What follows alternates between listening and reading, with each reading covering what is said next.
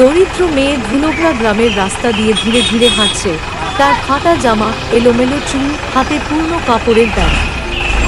মেয়ে চুপচাপ সবজি কেনার লাইনে দাঁড়িয়ে, চোখে ক্লান্তি, মুখে ভয়ের ছায়া। হঠাৎ একজন বড় ছেলে তাকে বাইক ধরে বাজারে আসছে। তার চোখে অন্ধকার, কেউ কিছু বুঝতে পারছে না। ছেলে দোকানদারের দিকে চিৎকার করে বলছে, লাইন বাদ দাও, সবার আগে আমাকে দাও। রাগের ছাপ চোখে দোকানদার ভয় পেয়ে পেছনে সরে যাচ্ছে।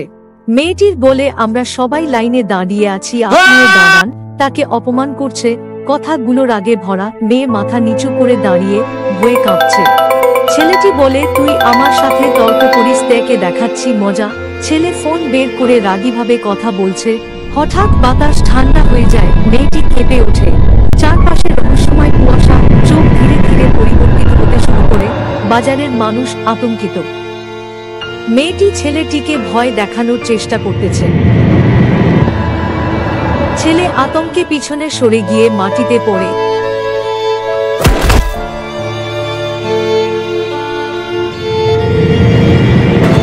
শেষে ছেলেটি পালাতে বাধ্য হয়।